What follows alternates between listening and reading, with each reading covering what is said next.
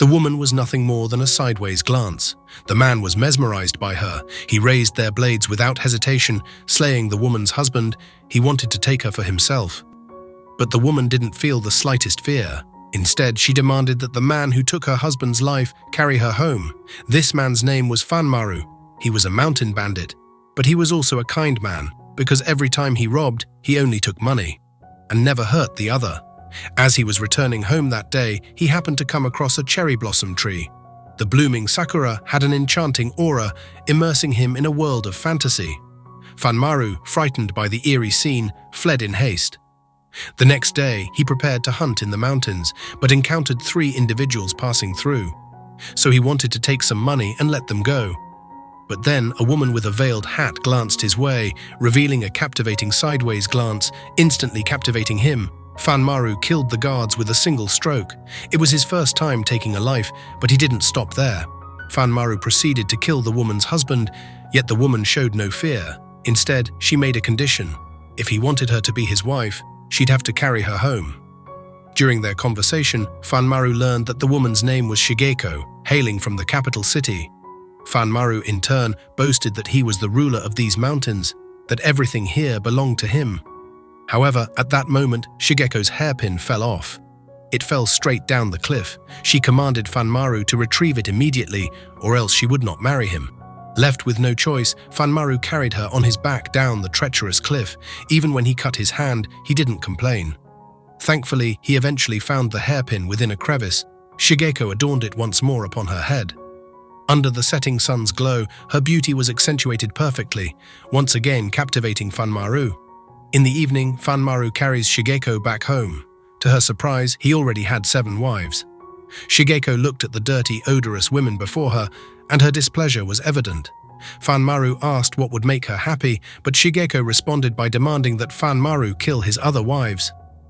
Shocked by her words, he didn't realize that this beautiful woman in front of him, she was so cruel. After all, these women were his family. Yet Shigeko threatened that if he didn't comply, she would not become his wife. After hearing that, Fanmaru, as if compelled, swiftly killing 6 of his wives. As he prepared to slay the final one, Shigeko suddenly halted him, for she desired to keep one as her servant. Looking at the lifeless bodies scattered around, Fanmaru couldn't comprehend his actions, why he unquestioningly followed Shigeko's commands. The river ran red with blood. The cherry blossoms seemed to turn blood red as well. Months later, Shigeko grew weary of the monotonous life in the mountains. She wanted Fanmaru to take her to the capital city. Fanmaru was reluctant, but eventually he agreed to her request. 3 months had passed in the blink of an eye, and Fanmaru had settled in the bustling city.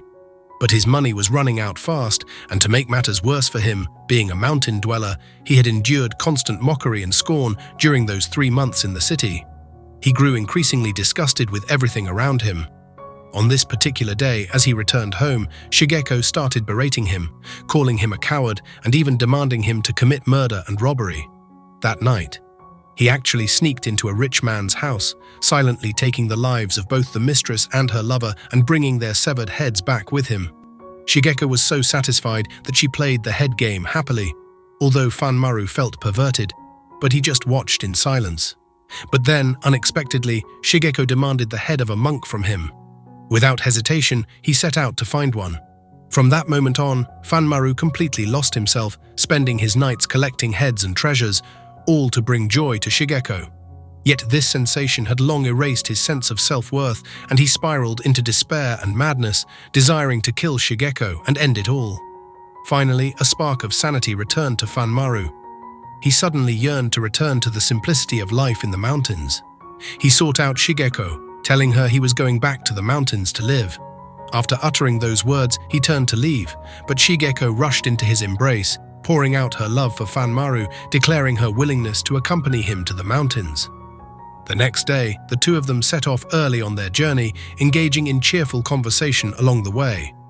Unbeknownst to Fanmaru, he had unconsciously veered into a cherry blossom forest, and a wave of fear washed over him.